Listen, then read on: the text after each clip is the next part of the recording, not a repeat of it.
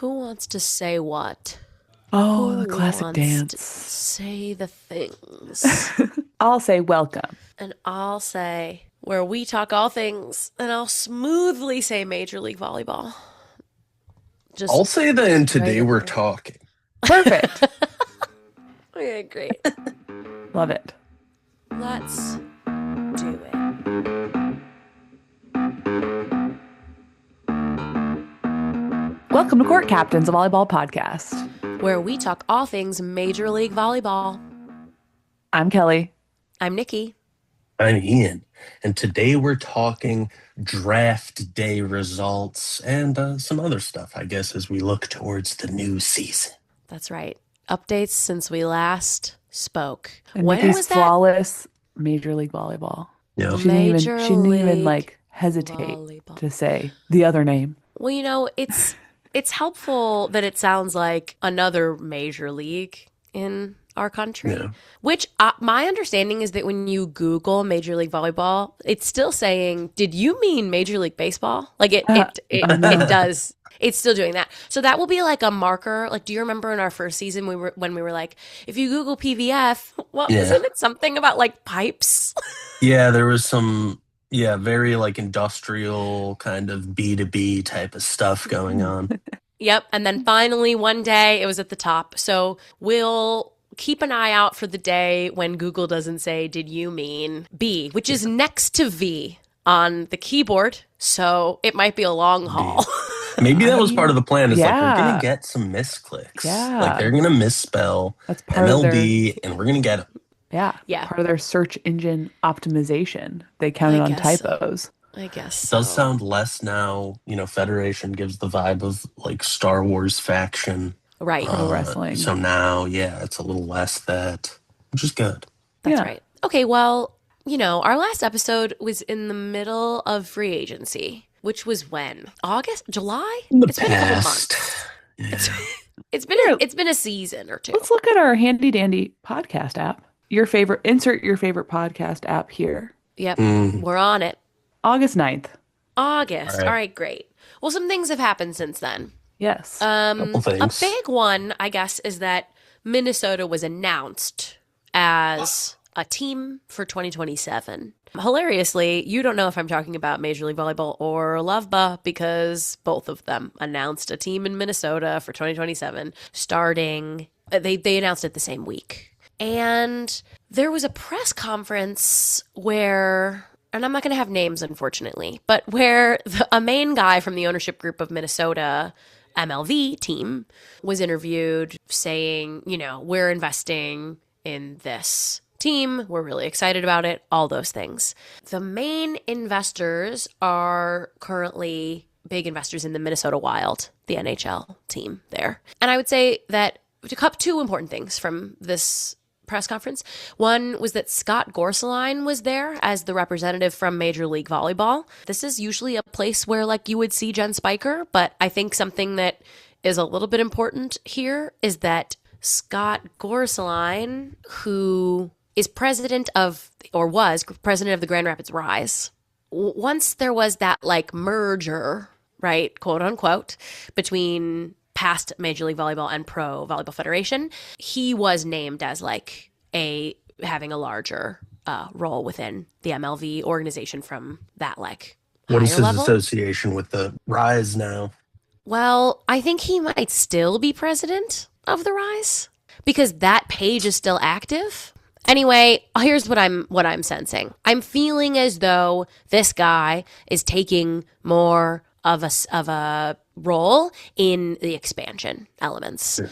So particularly as Dan DeVos, the CEO owner of Grand Rapids, who has been, we know, a major investor in the league as the whole, it seems as though this expansion, which they haven't really been able to work on for the last couple of years, our understanding is based on because of all of the drama, due to all of the drama.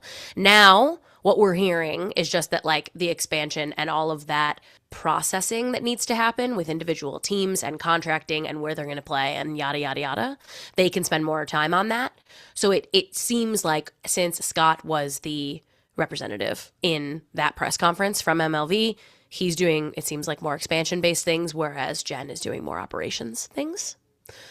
That was one thing that we noticed. The second thing from that press conference that was interesting is someone did straight up ask the Minnesota MLV guy, Greg Leopold, was asked, LOVB is coming here. We just heard about that a couple days ago. Were you going to make an LOVB team? And he said, yeah, they came to us and talked to us about it, but we were more interested in MLV. So I think that part of that has to do with the structure where they wanted to, he did talk a little bit about this, like we wanted to be able to bring things in-house and make the decisions on our own about how we're going to market and how we're going to run the team. And LOVB isn't in that stage, that phase of what their product is. We wanted to this of all of the elements of the operations, which since they have a lot of people investing in this who have sports experience, they've got some Minnesota Timberwolves people, part owner of the Minnesota United Football Club. They're going to be playing where the Minnesota Wild and the PWHL Minnesota Frost play. They've got all of this experience from all these different parts of Minnesota sports. And so they'll be playing home matches at Grand Casino Arena starting in 2027. I think it'll be a great market for MLV. Totally agree. Agreed. So that brings us our current count to 11 teams for 2027. That's not a three number. more. That's three Makes more. me stressed. That's an odd number. We'll have to see if we get another. What's our dream? yeah. Chicago, obviously, is our dream, but like that doesn't seem like you would expand to Chicago after Minnesota. No, I don't know about that. No, I do think there's a Love Chicago team coming. When? I don't know, but I've heard. Trying to poach us. Yeah, I don't know. Because they have started to buy up Chicago clubs. So I don't know. I think right now, technically, those clubs are like part of the Madison. Mm-hmm. But like Madison's far. Yeah, it is. Okay. Sorry, that was very clunky, but that's my update on Minnesota. Obviously, bringing us to that total of 11. The other teams that have been announced are Washington, D.C. and Sacramento as well.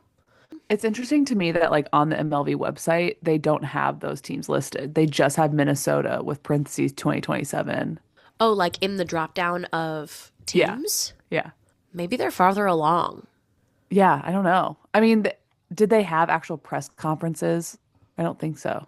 No, I don't think so either. It was kind of like haphazardly part of the quote unquote merger. Right. But do you know what I bet it is? I bet you don't get a website until you can do a transaction to buy seats, to buy tickets. Oh, yeah. I bet you until there is like a place where they're playing, which we know that contract for Dallas took forever. And like generally scheduling all of these teams playing in these places is difficult. You've got a lot of different teams trying to take space at this time of year. But I bet you the moment they sign a contract with a place to play, website shows up, first serve coming, reserve your seats now. Like I bet you. 100%. Yeah, you're right. Grand Casino Arena. Is it a casino?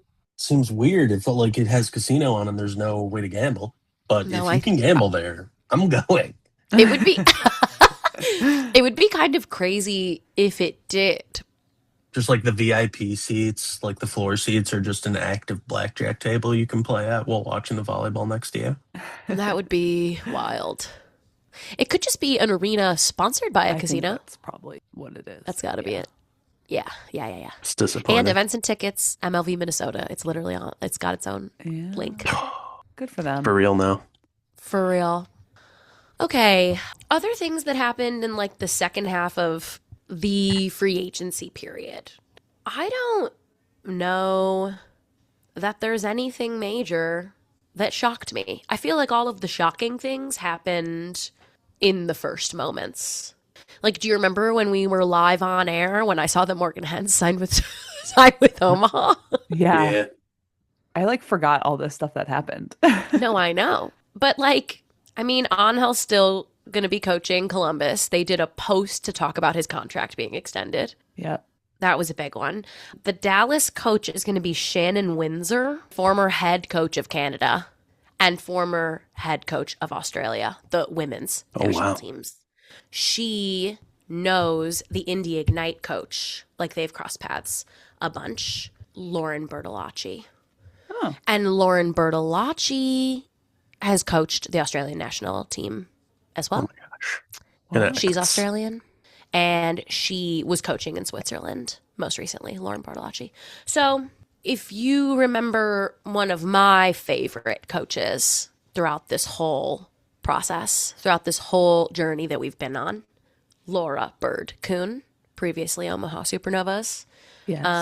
I kept really hoping back when we didn't know who was coaching Dallas or when we didn't know who was coaching San Diego, I was like really hoping for her. But she is going to be the general manager and an assistant coach at the Vibe in Atlanta this year. Oh, I missed that. Yeah. Interesting. So GM is interesting. And the other part of that, like to be GM and then an assistant coach, normally the dynamic there is like that the head coach kind of Reports to? reports to the GM. Yeah. Yeah, but So also it's- the assistant coach reports to the head coach. Right. So Which, like, screw the hierarchy, you know? Let's make it a horizontal coaching, managing system. Yeah, sure. Interesting. But I wonder if it's like a way for her to still be on the court while it's all happening, you know? Yeah. But I do like that she's still involved. There were also some late signings that I want to tell you about in like October and early November, mid-November. So one of them was that Kendall White signed on to be a libero at Dallas. So on some level, we were like, was she injured? She was last year. Was she still injured this year? Was she waiting to sign? Who really knows? Okay. Then Berkeley Oblad signed mid-November with Grand Rapids. Remember, previously a Vegas Thrill player. We thought probably a franchise player Yep. when yep. there were those. Yep. And we had, and it kind of took a while for her to sign somewhere, right? Yep, that's right. And then Raynell Jones, just end of November, just recently, signed back with the Columbus Fury. So she started on the Fury. She went to Mojo last year. She's back with the Fury. Something I just want to mention about some of these. We think that there are not many guaranteed contracts with this league.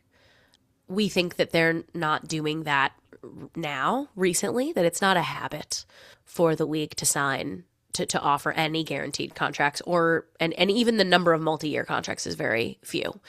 However, we do know that between year 1 and year 2, players were first signing contracts with the league saying, I will be down to play with the league sometime next year. Before then, individual teams could call you and say, hey, will you play for us this year? I do think that there were some multi-year contracts with the league signed between that first and second year. Like maybe just 2 years between first and second, saying like, we'll promise to play for 3 years. I'm sure that there are a handful of those that were like with some players who have been playing a ton. I wouldn't be surprised if Morgan Hentz and Leah Edmonds signed multi-year contracts with the league. I don't know that for sure. The reason why this has come up recently and like putting all of these pieces together is because Berkeley Oblad was saying some things on social media where she was phrasing it as like I know I'm playing somewhere, I just need to figure out where I'm landing, or like, who do you guys think will take me? Like That's she put it to the chat.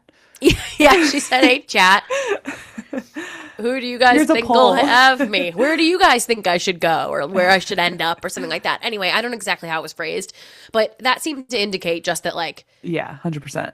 like she had an injury. I think she had a surgery even last year. So it was also like tucked into that conversation around like, I just have to prove to, some teams that I can come back after an injury, yada, yada, yada. Right. So like it's all folded into that conversation, but it's something that I was thinking about that's like a little bit odd that we're seeing signings this late. And I do think that for some of them, it's because they went through certain injuries. They maybe signed a multi-year contract with the league overall between year 1 and 2. And like, it's interesting to see that the people who are like really benefited by a multi-year contract or a guaranteed contract situation are injured players, right? Like that's like the whole point of them, I think. Now, will they be able to contribute to their teams right away this year? I don't know. But anyway, that's could be why we're seeing some of those late free agency moves. makes sense. Okay, the final big update before we get into draft day reactions is that the Orlando Valkyries are officially playing in the 2025 Club World Championships. These I'm not super familiar with, but this will be in, I think, early mid-December. Does it start in the teens of December? I think will it look starts on up. like the 9th of Oh, the December. 9th. Yeah, the 9th. Oh, Okay, coming cool. up. So pretty early. I did Yeah. see like Courtney Schwann's like she's back in Orlando.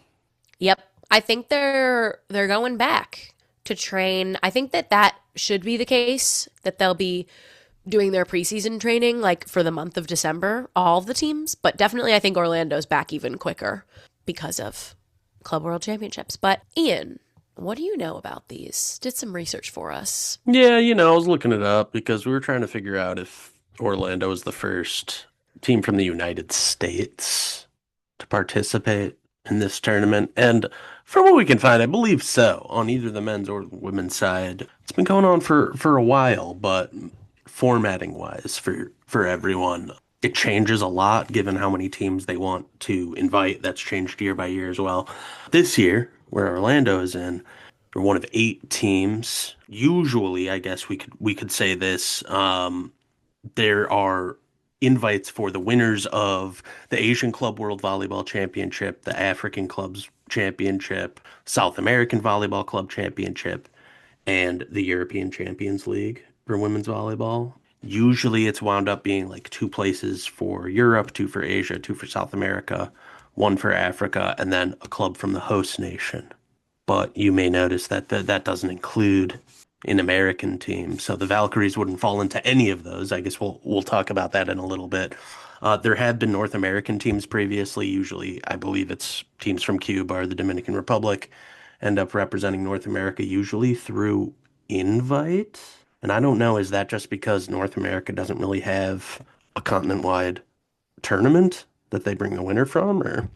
Yeah, I think in this instance, the U.S. and North America as a whole is a little bit behind when it comes to women's pro So, volleyball. we're not guaranteeing you a spot because there aren't that we'll just many invite. teams. Well, we'll just invite somebody if they're good. Yeah. And we want to see And you I there. will say what we heard about why Orlando is in this is because there was a team that pulled out of this. Okay.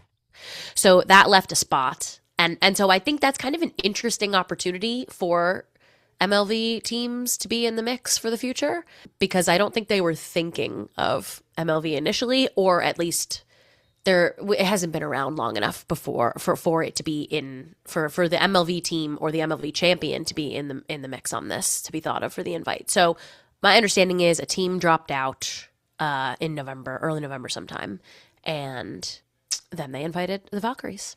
Cool. Kind of cool. So maybe eventually they'll just have a North American Club Championship. Yeah, that would be They sweet. can get a berth. That would be cool. So I'm looking at the schedule right now. So it looks like they're playing on December 9th, and I have no idea what time zone this is listed in. It's in Brazil, right? Yeah, it's in Brazil. Yeah, it's Brazil. Okay. So Eastern, maybe. Is it using my browser and knows my local time? It says 10:30. Hard to say. It's hard AM? to say. Yeah. Okay. And isn't it 2 pools of 4 teams? Yeah, it's just A and B pools. So yeah, I think it's just a little round robin in those 4 and then the final 4. Cool. Fight it out. Yep. And I'm seeing 2 teams from Italy, 2 teams from Brazil, this US team. Then we've got Peru, We're seeing Egypt. that. Sick. Egypt, yeah. Uh-huh. And then what, Kazakhstan? All right. It did convert the time to my local time. So Orlando Valkyries play at 10:30 Central Time Uh-huh. on December 9th. Mark your calendars. Nice. And yes, It's on Kazakhstan. VVTV. Cool. Here's what I think about this. Oh, Ian, did you have any other things to add? What I gathered is that the historical statistics for women's club pro volleyball are difficult to come by in some places, but that in general, Italy and Brazil are pretty good traditionally. Yeah. I mean, I know that this team that is Prosecco, Imoco, Conegliano. Yeah, yes, I do believe that they're sponsored by Prosecco, the drink. That's sick. Like all of Prosecco. Here's the thing. For a while, I yeah. thought that was like that was just like a word, in Italian. But then I was just looking at their Is it like Kleenex? right. Well, no, I just meant like I Brand. thought that it meant something that wasn't like the drink. But then I saw their jerseys and there's like big like Prosecco logos. Anyway, they're damn good. I just need you to know that. They're really good. Are they in the same what's it Pool? called? Pool. Yes, thank you. I'll get back into volleyball, I swear. Pool B teams are, yeah, they are in Pool B along with Orlando. So All right. I'll be nervous that's about who that they're. one. That's who Orlando is playing on the 9th. I just hope they have a fun time.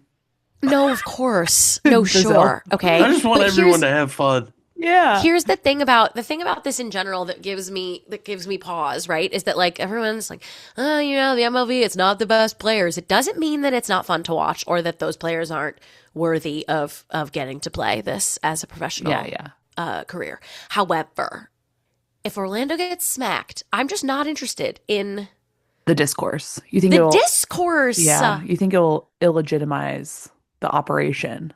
Now, I don't think that they'll necessarily take no wins anywhere. Like I think that they could pull some wins out, at least some sets. I mean, if they're somewhere. just playing Pool B teams, it's a Brazilian club and then Zamalek, the Egyptian club.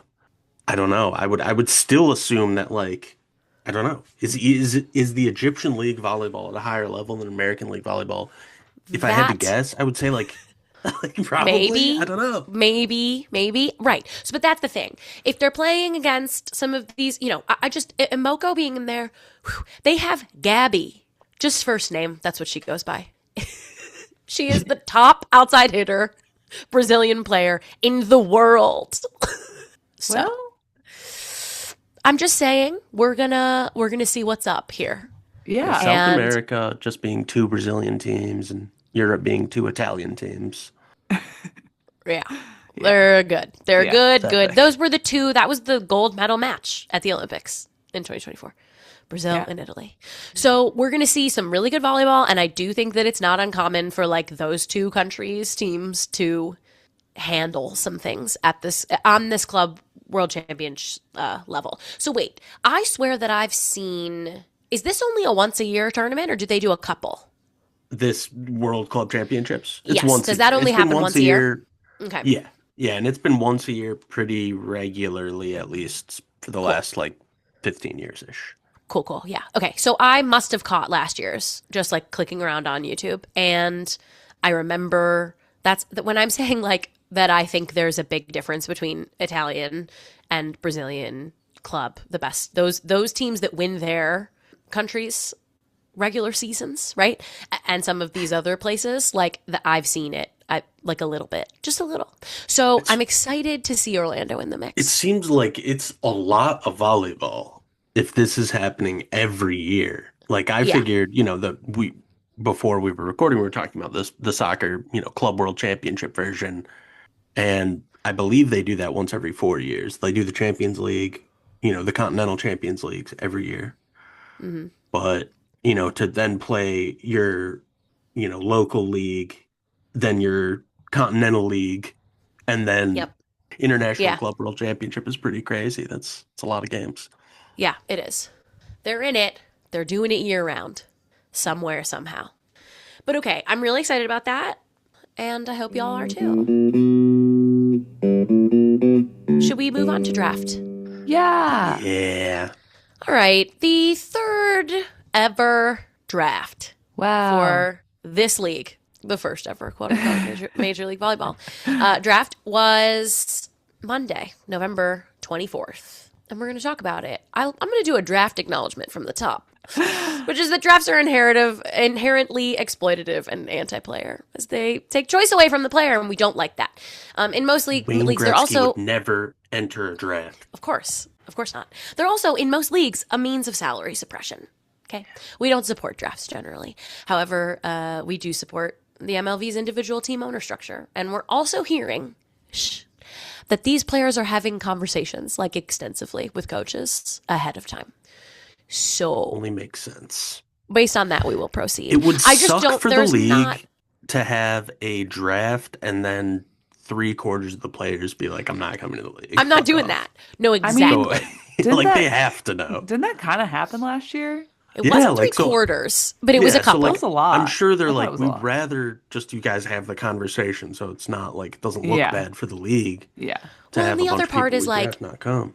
Totally. With some of these other big leagues, men's leagues, right? The top, however many dudes, 10 guys, they all know they're going top 10. They just don't know exactly where, right? Yeah. Well, and it's And- because it's different also because those leagues are monopolies. Like you're not going anywhere Exactly. else if you play American football. You're going to the NFL. Totally. Yeah. And so those players oftentimes can't choose what city they live in. Like, insert joke about Utah here. Those guys can't decide what coaches they want to play for or what teams they want to be a part of. And from the owners and league perspective, it's a way of balancing everything out.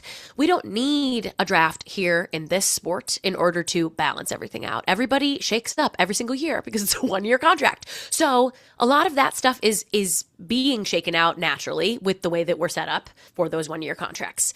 The thing that this is trying to do, the league is trying to do with this, is drum up excitement and Yeah, it's that marketing. whole draft day situation. Now, Yeah. for those of you who didn't watch the draft live, this year it clocked in at just over 3 hours. Oh my God. I think that was shorter than last year. I will say that Holly and Madison did a great job hosting. The technical issues were, there were a plethora of them We at the could, beginning. we could never. We would Yeah. never do that. Yeah, we've definitely never- No, we would would pause the never do that. podcast. Yeah. Well, it wasn't the host's fault. Yeah, It of was the course. production's fault. God, I was hoping that they'd maybe figure that out this year because last year No, was I the know. It was the same, but then they really they hit their stride by probably like hour 2, 2.5. And also part of the reason why, so the biggest problem with the technical situation and how I know, right, that these players knew was that many of them were like videoed in after they were drafted. Maybe not in that exact moment. Maybe it was like a couple picks later. same. Yeah. But it was an agonizing, like, they're on camera, they're smiling, they're looking off camera, they're saying, what? Like, they're, like, while they're on. And then the delay, like, we're getting a faster feed than the hosts and the player, right? So we're seeing it immediately because we're getting a quick feed, but then between the two, they're interviewing. How does Aye. it feel to be drafted? They can't hear each other, like, Oh my until the delay. So I was just cringing for an hour. Okay. Yeah. However, these players knew that they were going, and Yeah. like, I think that unfortunately right now, there's not really a broader conversation amongst college coaches and players about whether or not to have a draft. That's like not the thing. Right now, the conversation is about when to have the draft because like Kelly Sheffield, the Wisconsin coach, tweeted something like, the timing of this is really not ideal. It's very distracting to our players, and it's a lot for them to manage at the end of the regular season, right before the playoffs. But like, when else are they supposed Yeah. to do it? Yeah. Yeah. I guess after think it has- championships is the only thing I can think of that would be like not distracting and hard to manage. But then you're you've got drafting- players who don't. Yeah, and you're drafting women like an entire season, and you're going to watch them play for an entire season somewhere else before they come. Right. to So your that team. would be if they waited until they graduated in the spring. And it's Yeah. like, either way, there's this notion of like some athletes can't graduate in December, which we talked about a lot last year. We were trying to Yeah. guess who Yeah. was able to graduate or Yeah. who was able to finish school remote. Yeah. But now there's this like topic of like, well, if you do it in the spring or the next year, then what you said comes into play, Ian, of like, well, you're going to have them play somewhere else for a year Or they're first. going Like, to make a decision a year ahead of time, like not knowing how they'll feel about it. totally. Yeah. From the I player mean, perspective, too, it's just, it's weird to figure that out.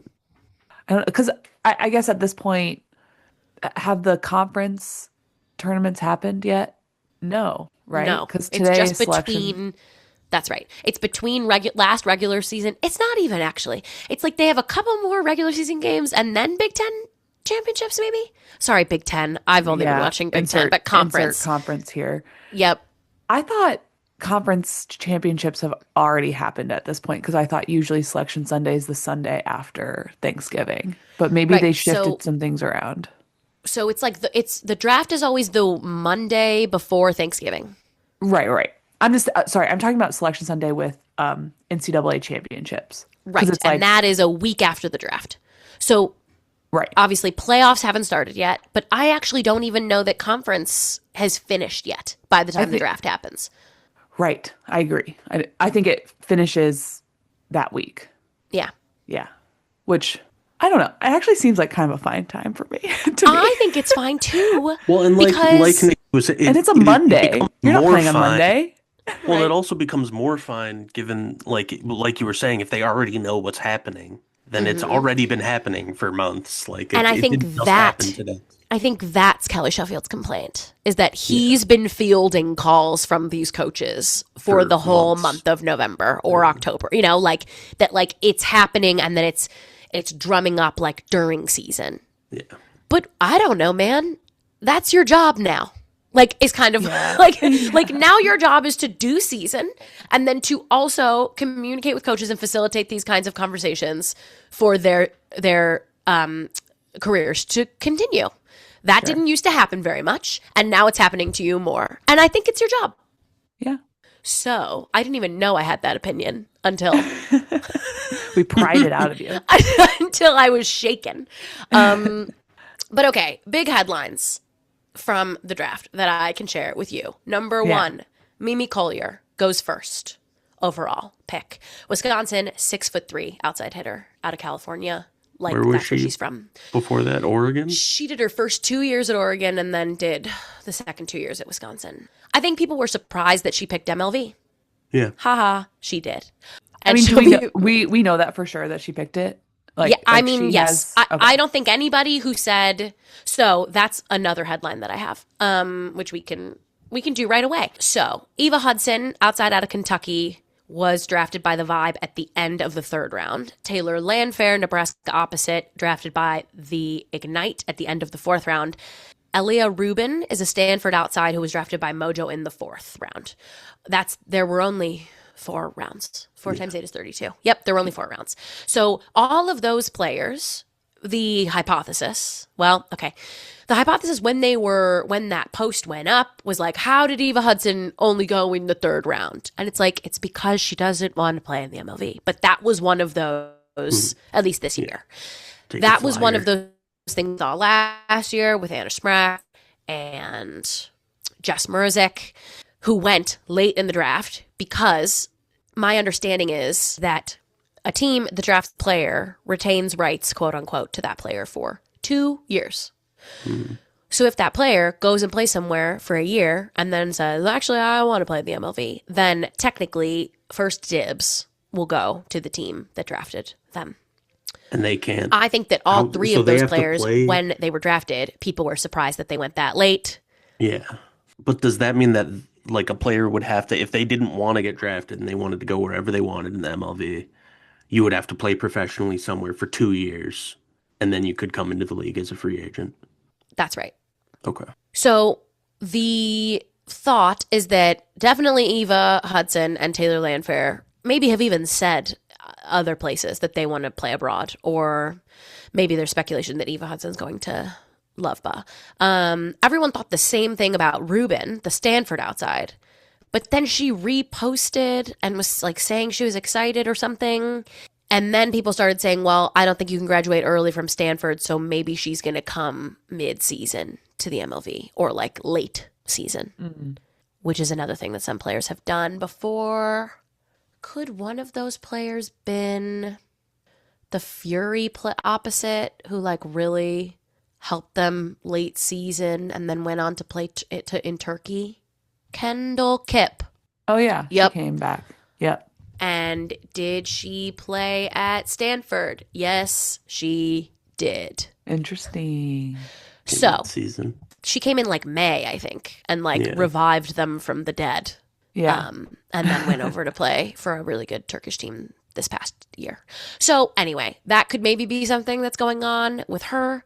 But all that to say, if you thought they were good and they didn't get picked in the first round of the MLV, they said they didn't want to play MLV. Yeah. Yeah, like that's what yeah. happened. Yeah, I Yeah. think that's clear. Like Mimi Colyer is really good, but like she's not like the best player in the country. So why did they take her number one? Because she's good and said she would come play for them. Like, oh, of Exactly. course. Yeah.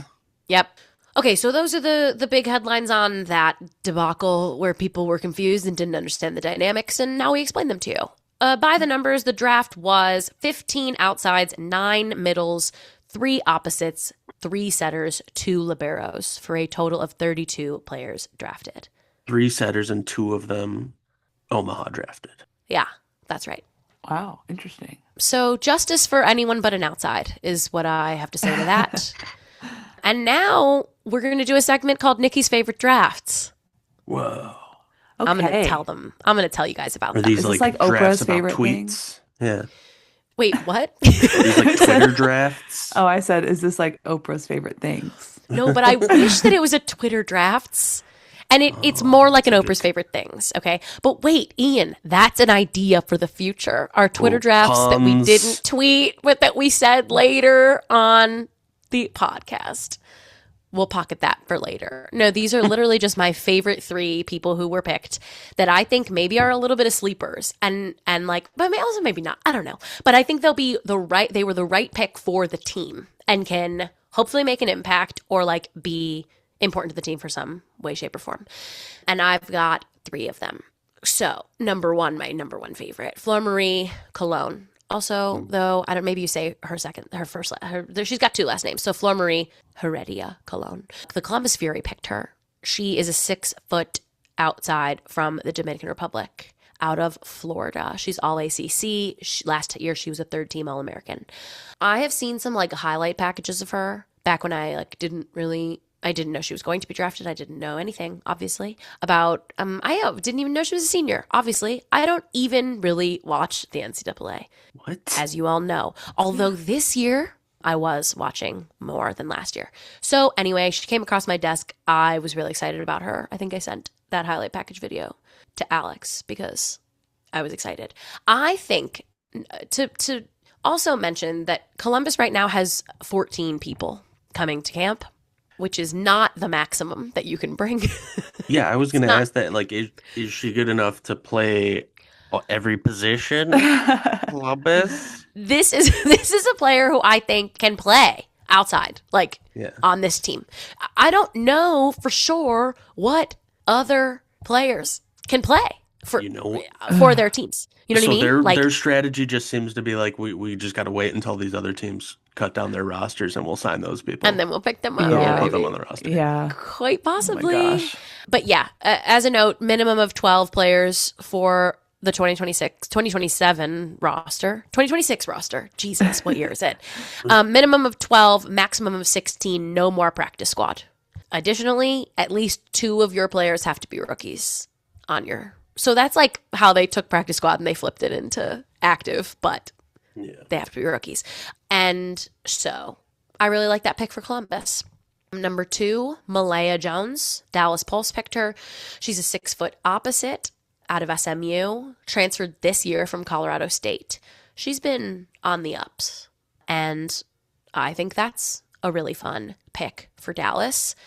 And she'll be playing along on that opposite position along with Willow Johnson and Kelsey Payne. I think she could get in there, maybe.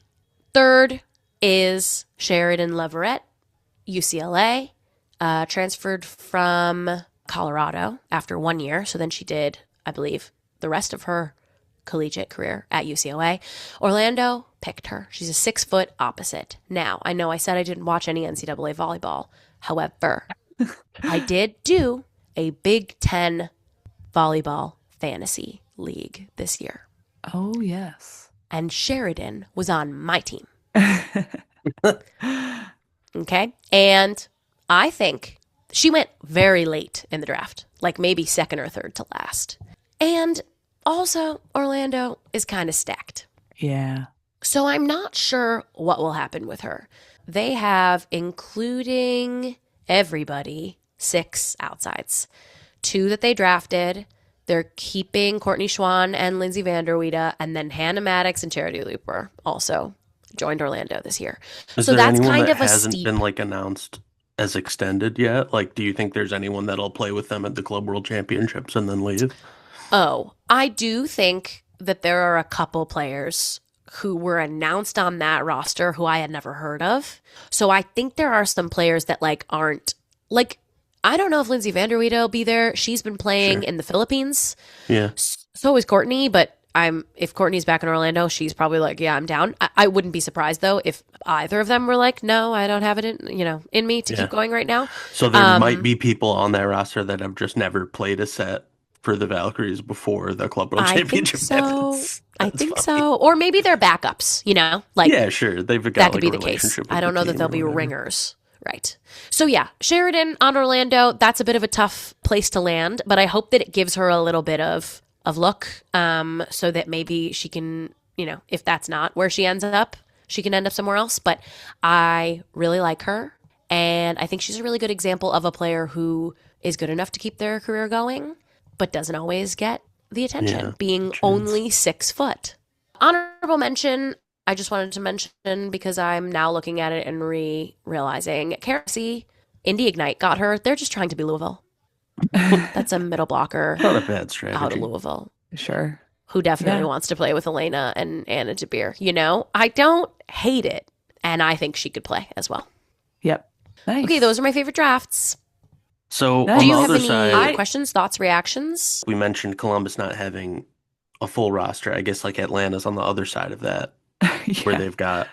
they're a little As they overstuffed. do. 21. Yeah, the most rookies. Uh-huh. They drafted 6 in 4 rounds versus Columbus's 3 in 4 rounds. So what's the deal? Poor Columbus still struggling Yeah. from their Or I guess their what's the original with deal. with Yep. like rosters? Obviously, like when do they have to get under that, or how do you think they will go about that? Have they mentioned anything about that? Yep. So we know that all of these teams have to get down to 16. And when? I think that they have the whole month of December to play with their preseason people. And then it's just like the week of the first match that they need to get down to 16. Cut day. That's going to be a tough Like, it might even turnaround be for that, Columbus like, to Wednesday, fill out their Thursday. roster in 2 days with new free Well, maybe agents. they'll just play with the 14. It's hard to say. I mean, they have their minimum. Yeah. Yeah, they do have their minimum. So yeah, Atlanta with 21. We said Columbus with 14. Dallas has 18. Grand Rapids 17. Indy 15. Omaha 19, which includes 7 middle blockers. That's crazy. Orlando has 18 and Mojo has 20. That's a lot. That's a lot from Mojo. Yeah, so there's going to be like a pretty big pool of players that are A going to be rapture. There's yeah, or like that'll be interesting, I guess. But there are some players that we aren't, like you were mentioning, players that we know. Like Yeah. we're putting them into the count, but Yep. we know that they're not going to play, right? Yeah. Yeah, I think Eva Hudson's not showing up. I think Taylor Landfair's not showing up. I mean, those are the two that stuck out to me. Yeah. I think Elia Rubin won't be there until late. It does seem like Atlanta's the one that has the best chance of like convincing someone that it would be cool to come there and play, even if they're a little hesitant on the league. Right? Totally. But like, I kind of feel like Alicia proved that she can be that for San Diego as well. Like, just come play for me. Yeah. They Live in only have California. Mojo has 3 returners. Orlando has 9. Orlando has 9. Omaha has 5 returners. Mojo have 3. Indy has 6. Oh, Mojo's returners is 3. Yeah. Damn. Wow, that's Grand Rapids only returns 5. Columbus only returns 3 as well. And Atlanta returns 8. But I think that some of those could be on the chopping block Yeah. because they were players that didn't get a ton of time. yeah. But I mean, there's a lot of like players that moved between teams, like last year. Some that Yeah, Dallas boomeranged coming back in. to their original year 1 team.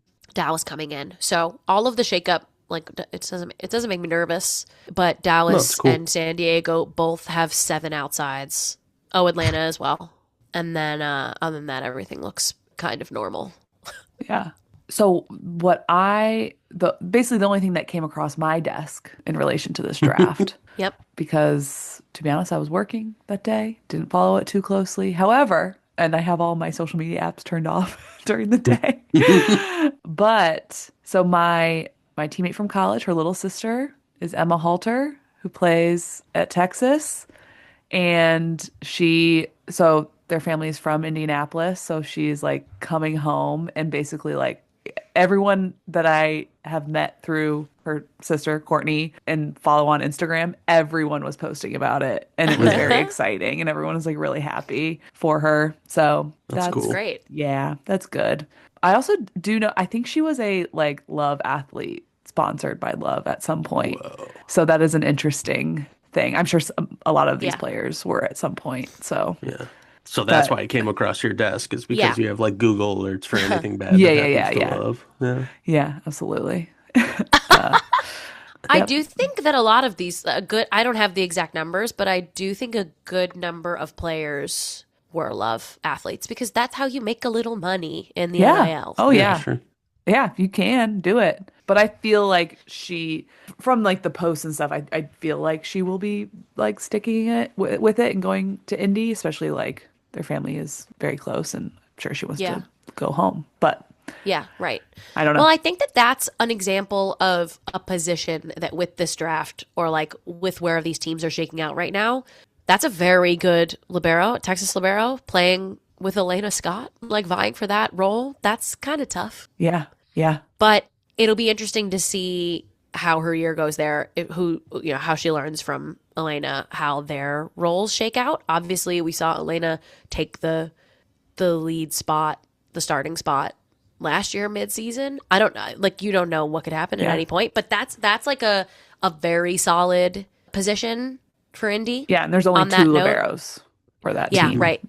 I'll say like the position of setter for Omaha. So they have Sydney Hilly come back, and then they drafted Brooke Mosher and Claire Amaral. Those are two good setters from the NCAA right now. I think Pitt and Iowa. And so like I'm wondering what's going to happen there. You don't typically have three setters on a team. Another team with three setters is San Diego Mojo, who has August, Rasky, Marley Monseri, and then a late ad of Carly Graham. So I'm going to be curious to see how that shakes out. Other than that, it's like just an outside middle blocker fight for like every team, you know? Yep. Yep. Because that's where all these teams went really long. Excited for the season. Same. Save. All right. Got anything else? I guess we have to talk about, the first week we'll have to have a segment on the cut date bloodbath. That's It's right. gonna suck. The Rapture. Yeah. The Rapture. The MLV Rapture. I mean, the Mojo, you were talking about teams with three setters. The Mojo brought them all in from elsewhere, right, in the Yep. league. What's the deal? Like, how much can you learn about those three setters that you don't know in camp if you're gonna cut down to two? Well, I kind of wonder. Carly was late, and obviously Alicia played with her at Vegas last year. So I kind of wonder if it was just like she's a good person. People have really good things to say about Carly Graham, and it's like, yeah, sure, I'll have you in the gym. See what Let's like happens. that could just be like maybe someone that even if they don't get in very much, you want on your team. You know, Yeah. there's like a lot to be said for good human beings added to a team. So that's kind of where I'm thinking for that one. Has anybody ever thought of just getting a whole team of 6'5" people that are all setters and all middle blockers and all outside outside hitters? I think you've brought this up before. Why haven't we thought of this in Oh, the history of volleyball? Why don't we Right. get everyone that's taller than the net yeah. and To play everything? Yeah, just all Victor Wembanyama's. That's what they all want. That's what they're looking for. I think we're revolutionizing the sport. Well, on that note,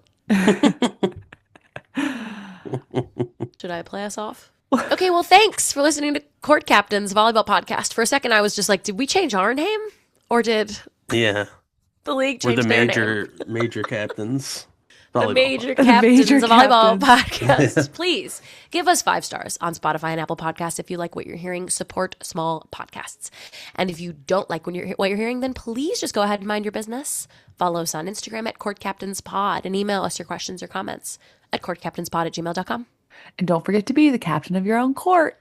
The major. Yeah, I've needed that. Yeah, it's been a while. Feels good. I've been forgetting to captain my court. Yeah. You don't forget. Don't forget. Bye. Bye.